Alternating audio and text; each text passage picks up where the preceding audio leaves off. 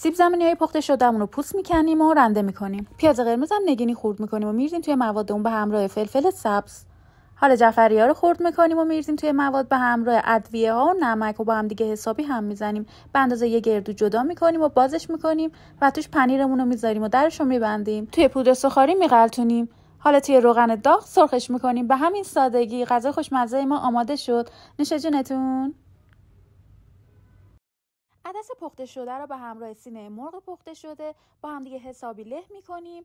بعدم بهش 2 دونه تخم مرغ، جعفری، پیاز و ادویه‌ها و پودر سوخاری رو اضافه میکنیم و انقدر هم میزنیم که با هم دیگه مخلوط شن. اندازه یه گردو ازش جدا میکنیم و کف دستمون صاف میکنیم. 2 طرفش رو توی مایتابه سرخ میکنیم. به همین سادگی. نوش جونتون. پیاز قرمز رو خیلی خرد میکنیم. کلمه بنفشمون رو ور میداریم. اونم به این شکل که میبینین خردشون میکنیم و با هم دیگه توی ظرف به همراه نمک و فلفل سیاه حسابی هم میزنیم. میریزیمشون توی ظرف تمیز به همراه نمک، نبات و سرکه. به همین راحتی. نوش جونتون. یه دونه چیپس باربیکیو برمیداریم، توی هاون میریزیم، حسابی میکوبیم تا پودر بشه.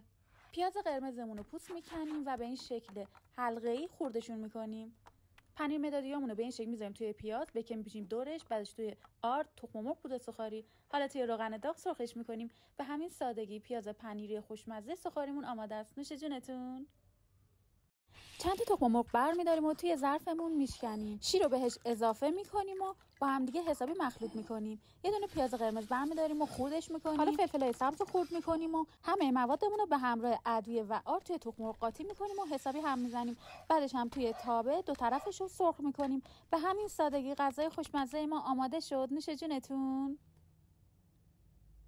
یه بسته چیپس برمی‌داریم، روش سوراخ می‌کنیم و حسابی می‌کوبیم تا پودر بشه. بعدش هم پودرش رو می‌ریزیم توی ظرف. حالا پنیرمون رو به این شکل خرد می‌کنیم توی ظرف. آرد و ادویه و آب رو می‌ریزیم و با هم دیگه قاطی می‌کنیم. پنیرا رو می‌ریزیم توش، بعدش هم توی پودر چیپس رو می‌ذاریم توی روغن داغ سرخ بشه. به همین سادگی پنیر سوخاری ما آماده است. نوش جونتون.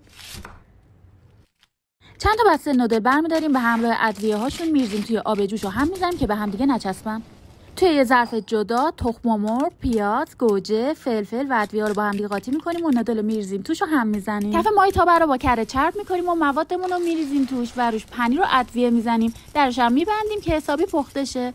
به همین سادگی غذای خوشمزه ما آماده است. نوش جونتون. نونای تستمون رو روی سینی فر می‌چینیم. بعدش هم روش سس، ادویه، پنیر، ژامون بوقلمون، ژامون گوشت و دوباره نون تست میذاریم.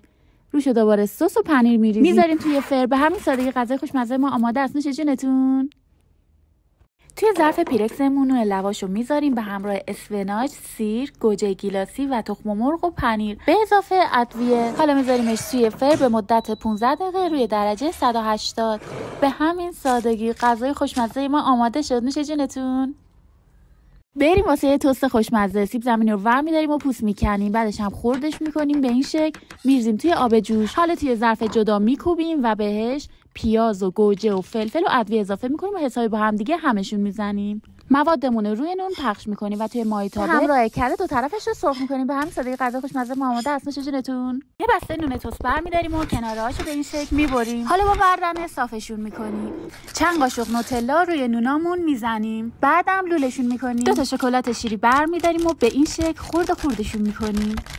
روی گازم بنماریشون میکنیم. فندقامون هم حسابی خرد میکنیم و به شکلاتمون اضافه میکنیم. نون شکلاتیمون رو توش میغلطونیم و میذاریم تو فریزر. به همین سادگی دسر خوشمزه ما آماده است. نوش جونتون. یه دونه فویل برمی‌داریم و این برش میزنیم، روش ذرت، کره، اسمارتیس میریزیم. یه فویل دیگه برمی‌داریم و روش میذاریم و کناراشو سفت میبندیم.